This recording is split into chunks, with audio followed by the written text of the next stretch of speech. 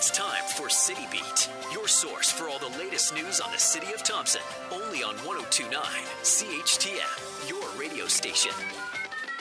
Welcome to this week's City Beat. Mayor Tim Johnston is here to update us on what's happening in the city and to answer any of your questions. And if you do have questions, you can call in to 677-8181.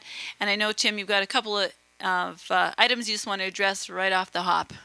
Well, I think the big one, and I appreciate the opportunity to provide some information, we are experiencing a very severe water break at this time in the city of Thompson, and many residents will know that because we have low pressure in a variety of different areas around the community. I can advise that we are on site today on Oak Street digging that water break. We had to do a fair bit of work in preparation to dig in terms of ensuring that we were able to address it with our safe operations program. This is a 14-inch pipe that is the largest pipe that feeds the city, and this feed is approximately 75% of the city. So we are on site. We hope to have that repaired today. But I do encourage people, in doing that, we are going to have to shut the water off at some point. We're not sure when exactly that will be today because first we have to dig it. I'm encouraging people to fill some water containers if they have them for anything they may need over the short period that the water will be out. And that will assist also in terms of if there is water supply, they can flush their toilets, things like that. But I do want to stress that, and I appreciate the concerns and the frustrations, and believe me, it impacted my area as well. This is a reality of the system that we have in Thompson, Manitoba. This is a very serious break. I've been told that the last time this pipe needed a repair was in the mid-70s. So we are on it, but I do need the cooperation and the patience of the public. Again, we hope to have that repaired sometime later on this evening, and I would encourage people to take some extra steps in terms of addressing that, saving a little bit of water, things like that. I also want to acknowledge, though, and thank our crews that are out there. We're sitting at probably minus 29, minus 30 degrees right now without the wind, and we've got people there. So in planning for this dig, we had to take into consideration the weather as well as the dig itself, because I had a chance to visit the site, and anyone who may have seen Oak Street will have seen that the road itself had heaved approximately 3 feet, which means there was an awful lot of movement underneath the surface, and we wanted to make sure that we were able to address that. So on site, it's resulted in the fact that I know the transit route has been rerouted on the short term, and again, as well, I encourage people to take some precautions in terms of ensuring that they have some extra water on hand. Okay. And you also said that you've heard a rumor about the city not having enough sand. Yeah, so let's address that. This is an interesting one. I understand there's some things going around that the city's run out of sand. I can tell you that is not the case. I can tell you what has taken place is that in a normal winter, the city purchases approximately 5,000 tons of sand. We normally use approximately 3,500 tons of sand on the roads and things like that. This year, we used all 5,000 tons of sand that we purchased, and we have had to go and purchase additional sand, which has been delivered, and the sanders are back out on the street. But there's been a lot of discussion about sanding, and again, just to put that into perspective, the amount of sand that we're putting on, and it's interesting. I've been in discussions where someone will be saying you're using too much in an area, and someone else says you're not using enough. I can tell you this: we send sanders out every day, including Saturdays. The only day that we don't, unless there's a requirement, is on a Sunday. And we have that vehicle moving around the city. So we do have sand. We are putting it down. It's been a tremendously challenging winter. And I encourage people, when you hear things or see things, I think sometimes the best thing to do is maybe give, and I always appreciate people phoning me or members of council or administration to get exactly what really is taking place. And believe me, we are out there. We'll continue to put it down. And I just, it's sort of an interesting one because I know the next challenge we're going to have, as soon as that snow starts melting, a lot of people will be concerned in terms of how much sand is on grass and things like that. So it's a never-ending battle this year, it seems. And I can tell you this, Thompson is no different than most other communities. If you're paying attention to the news, you'll see that Winnipeg again this morning had a very major serious water break. And again, it relates to the weather that we've had this winter. And the latest I saw is it might have been the coldest winter in 35 years for the province of Manitoba. And there's realities when we have that. Well, what can you do about the weather? Well, I'll tell you this. I think that people can blame me for it, but unfortunately there's not a lot I can do about it. Yeah. Oh, well, okay, there you go. All right, so we'll talk a little bit about Expo North. It's here in town. It's set to wrap up today. It's the first time that training has been brought to the north for people involved in the heavy construction industry. So what's your impression? Well, I've been extremely impressed. I just came from visiting some of the booths at the expo, and I've had a chance during the opening to provide some greetings. I think that this is a really good thing to happen for not only our community but northern Manitoba. The Manitoba Heavy Construction Association has just done a wonderful job in terms of, I had a chance to meet last August, and they had this idea. They hold an expo every year. They wanted to hold one in northern Manitoba, so we had a discussion, and Chris Lawrence, who is the executive director of the head of the organization, said he wanted to come to northern Manitoba. I give him a lot of credit because he did exactly that. And the other individual I have to thank is Peter Pollock from Smooks, because Pete has just done an amazing job of making sure that we were able to host. We have people from all over northern Manitoba. And what it does, especially for the city of Thompson, because we have a lot of people taking part in the training, is it gives people a chance to get that training right here in northern Manitoba instead of sending people out.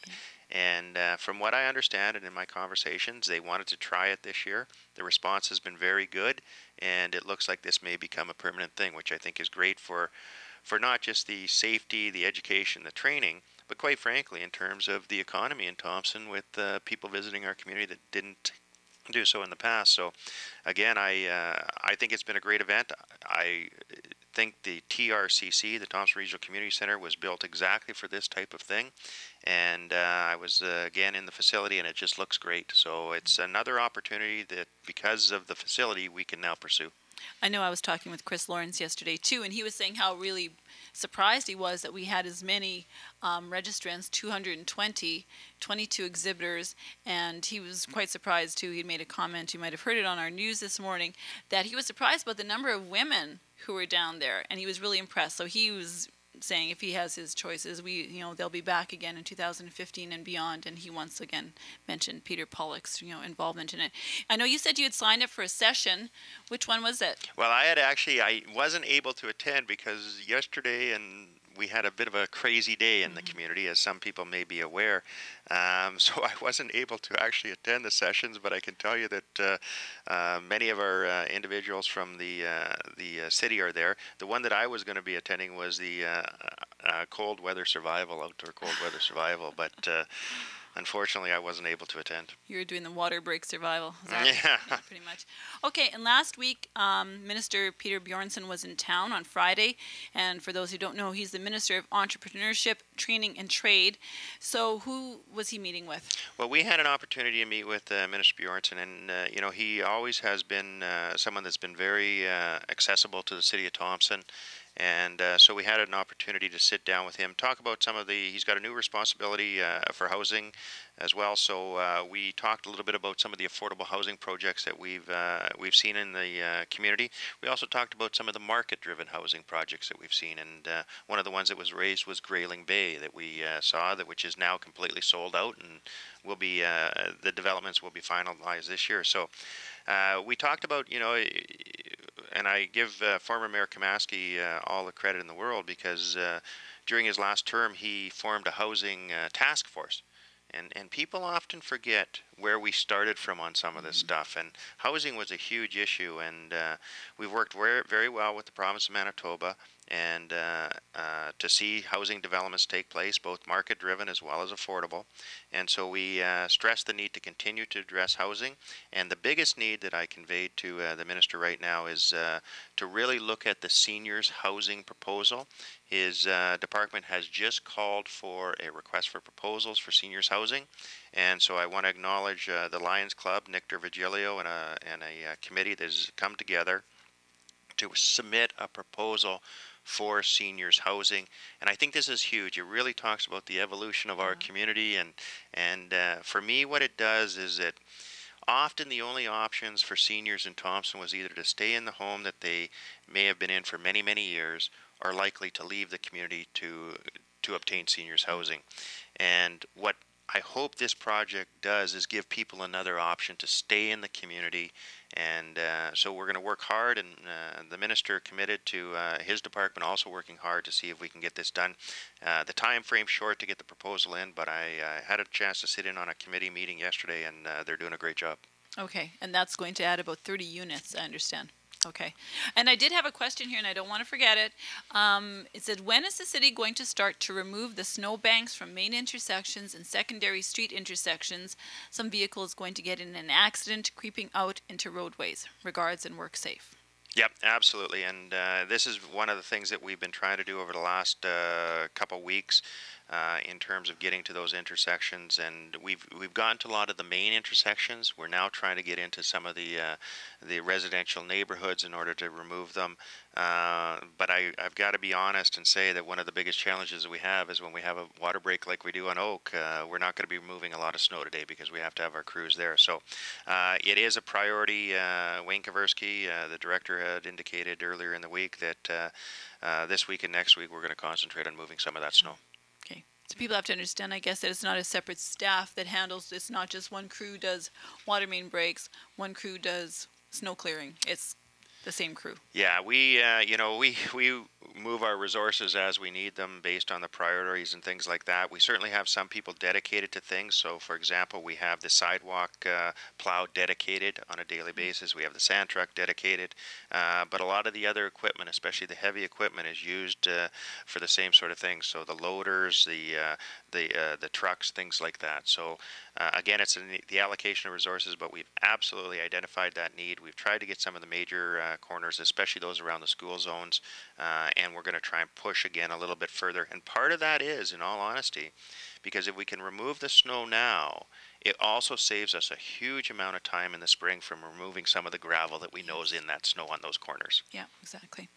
Okay, so Tim, looks like we're running out of time. I'll let you give listeners some parting words until we meet again. Maybe give a little recap of what's coming up.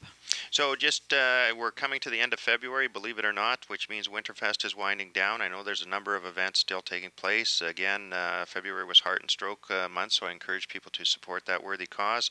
I can advise that one of the big events coming up this weekend is the Kuwaitan Tribal Council is holding their 14th annual Tribal Days, and there's a hockey tournament at the Thompson Regional Community Center. The big message I think I have this week is, again, to extend my appreciation to Thompsonites for their patience and their cooperation with respect to the challenge we're facing on the water break on Oak Street. I hope to have that or see that back into operation later on this evening. And again, encourage people to please take care and caution on the streets and in and around our equipment, and wish everyone a good week. Okay. This has been another edition of City Beat here on 102.9 CHTM. Tune in again next Thursday at 11:30 for another update from City Hall. I'm Sue O'Brien.